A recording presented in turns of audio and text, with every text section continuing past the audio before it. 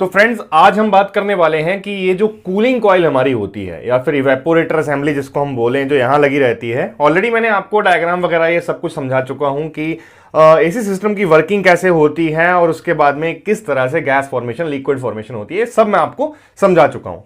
आज हम बात करेंगे एक कॉमन इशू के बारे में कि कभी कभी हमारा जो इवेपोरेटर कॉइल है या फिर जो हमारी कूलिंग कॉइल है, इसके ऊपर में स्नो बन जाती है, मतलब आइस फॉर्मेशन हो जाती है। अब मैं आपको एक चीज बता दूं कि सबसे जर्नल जो प्रॉब्लम है, मैक्सिमम लोगों को ये पता ही नहीं लग पाता है कि उनके इवेपोरेटर के ऊपर में यहां पे बर्फ जम रही है। उसका कारण क्या है कि ये छुपी रहती है आपके डैशबोर्ड के अंदर में। अब आप इसको, ये पार्ट ऐसा है कि जनरली विजिबल नहीं है, इसको आप देख नहीं सकते हैं।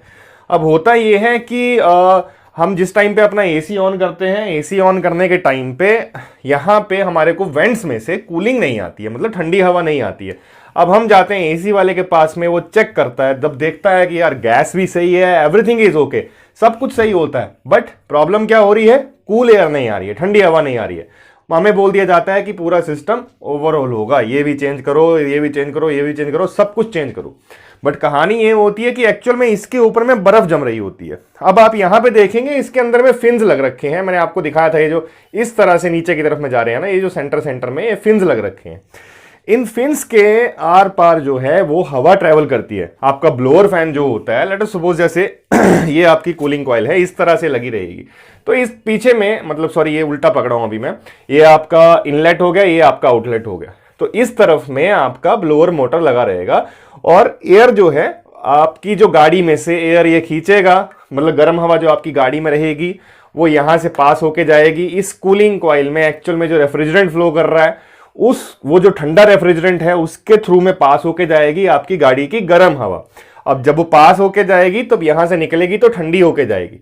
अब वो जो आपके गाड़ी के अंदर में हवा है उसको तो ये ठंडा कर रहा है, बट इसके अंदर में जो ठंडी गैस है उसको आपके गाड़ी के अंदर की जो गर्म हवा है, इस गैस को, मतलब गैस बना रही है यहां पे और इसको गर्म भी कर रही है साथ में, राइट। तो एक चीज आपको ये समझ में आ गई होगी।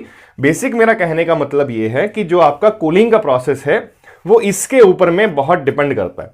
अब मान लो कि ये इस तरफ से ब्लॉक हो जाए, मतलब मेरा कहने का ये है कि आपका जो एयर फिल्टर, सॉरी, जो एसी का फिल्टर है, अब मान लो एसी का फिल्टर आपका चोक पड़ा है, होगा क्या, ये तो अपना काम कर ही रहा है, यहां से जो रेफ्रिजरेंट है वो अंदर जा रहा है, इस तरफ से निकल रहा है, काम तो यहां पे कूलिंग का चल रहा है, वो ठंडा तो हो ही रहा है, क्योंकि एक्सपेंशन वाल्व का मेन काम है उस रेफ्रिजरेंट को ठंडा करना।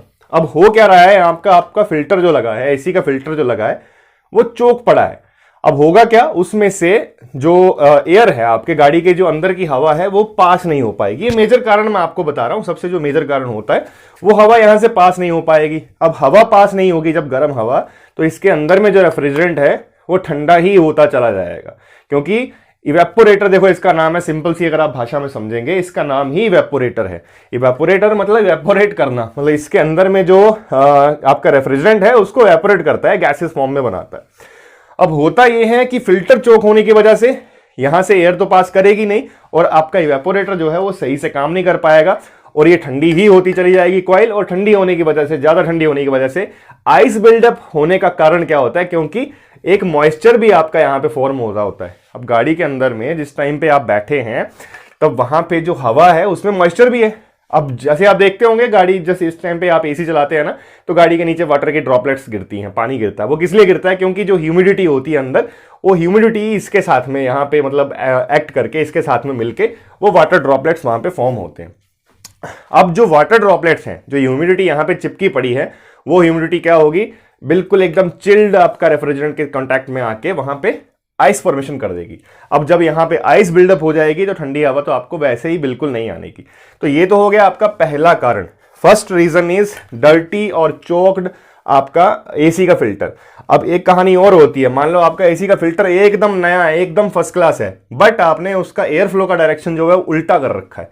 एयर फ्लो का डायरेक्शन मैंने आपको ऑलरेडी वीडियो मैंने बता चुका हूं कि एयर फ्लो का डायरेक्शन कैसे पता किया जाता है, उसका डिस्क्रिप्शन में आपको मैं लिंक दे दूंगा। अब मान लो कि आपने वो उल्टा लगाया है, मतलब एयर फ्लो जो है जिस तरफ होनी चाहिए उस तरफ नहीं है। अब होगा क्या, वो चोक कर देगा, हवा को पास नहीं करने देगा, तब भी आपकी इवेपोरेटर कॉइल में बर्फ जमना शुरू हो जाएगी। तो ये तो एक एसी फिल्टर के मेजर कारण हो गए, डर्टी एसी फिल्टर, या फिर एसी फिल्टर का ना होना, या फिर उसकी डायरेक्शन गलत होना। उन सारे केसेस में, तीनों केसेस में आपकी बर्फ जमने का यहां पे चांसेस बहुत ज्यादा बढ़ जाते हैं। अब एक कारण जो और मेजर होता है, फर्स्ट कारण जो आप घर पे डायग्नोस कर सकते हैं वो हो गया आपका एसी का फिल्टर, उसकी तीनों चीजें आपको चेक कर लेनी है। दूसरा जो मेजर कारण होता है वो होता है आपका ये छोटी सी चीज, ये एक्चुअल में आपका थर्मिस्टर होता है, इसको थर्मिस्टर बोलते हैं मेनली, अगर देसी भाषा में बोलते तो एसी का टेम्परेचर सेंसर यार।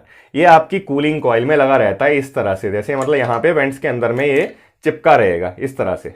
अब ये क्या करता है, मेनली आपका जो एसी की कूलिंग कॉइल है, इस कूलिंग कॉइल में आपका टेम्परेचर सेंस करता है कि कितना ये ठंडा हो रही है और कितना ये गर्म हो रही है। उस तरह से ये जो है, ये छोटी सी चीज जो है आपके कंप्रेसर का जो साइकिल है उसको डिसाइड करती है कि भाई कंप्रेसर चलना चाहिए कि नहीं चलना चाहिए। जब यहाँ पे टेम्परेचर जो है वो सब मतलब जीरो टाइप में आ जाता है, उस टाइम पे कंप्रेसर आपका चलाना यही कट ऑफ करता है। ये छोटा सा थर्मिस्टर जो आपका होता है, अगर मान लो ये फॉल्टी हो गया, ये खराब हो गया, ये आपके जो कंप्रेसर है, जो ईसीयू है, उसको सिग्नल नहीं भेज पा रहा है भाई टेम्परेचर यहाँ पे कितना है, कंप्रेसर को कट ऑफ होना है या नहीं होना है, उस केस में भी आपकी आइस फॉर्मेशन यहां पे होना शुरू हो जाएगी, क्योंकि ये बता ही नहीं पा रहा है और कंप्रेसर आपका जो है वो लगातार वर्क ही करते चला जा रहा है। तो अभी तक हमने दो कारण डिस्कस कर लिए। अब तीसरा जो मेजर कारण होता है, एक और, मतलब ये दो मेजर कारण हो गए आपके।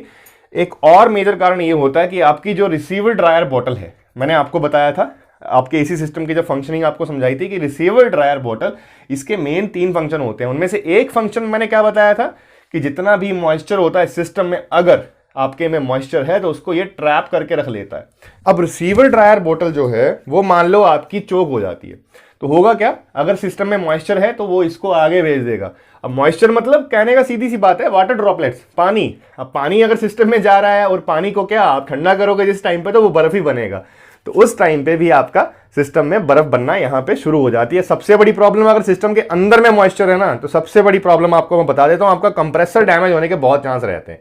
क्योंकि अगर ये ही आइस छोटे छोटे टुकड़ों में अगर यहां तक पहुंची, बहुत कम कंप्रेसर ऐसे हैं जो उस बर्फ के टुकड़े को या फिर स्लज जो होता है उसको ये झेल पाता है। तो मेन जो है, अभी तक आपको मैंने 3 कारण इसके ऊपर में बर्फ जमने के बता दिए। अब चौथे कारण की बात करते हैं। जनरली हम लोग उसको इग्नोर कर देते हैं। हमारी गाड़ी के जो एसी वेंट्स होते हैं, मान लो एक ड्राइवर साइड है, एक को पैसेंजर साइड है, और 2 जो हैं वो सेंटर में लगे हैं।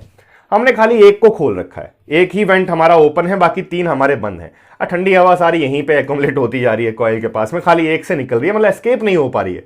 अब जो मॉइस्चर आपका गाड़ी से आ रहा है जिस टाइम पे यहाँ पे जा रहा है, और ठंडी हवा भी सारी यहीं पे, ये कूल होती जा रही है, तो उस टाइम पे भी आपकी एसी की कूलिंग कॉइल में या इवेपोरेटर में बर्फ जमने के चांसेस हो जाते हैं।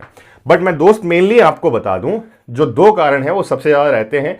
पहला, इसका खराब होना, आपके थर्मिस्टर स्विच का जो है वो खराब होना, थर्मिस्टर का खराब होना, ये फर्स्ट मेन कारण होता है। और दूसरा होता है आपका जो एसी का फिल्टर है उसका या तो क्लॉग होना, या फिर एसी का फिल्टर नहीं होना, या फिर आपका जो एसी का फिल्टर है उसकी डायरेक्शन गलत होना एयर फ्लो की। एसी के रिगार्डिंग आपकी जो समस्याएं हैं आप मेरे को कमेंट बॉक्स में लिख सकते हैं, मैं कोशिश करूंगा उनके ऊपर में वीडियो बनाने की।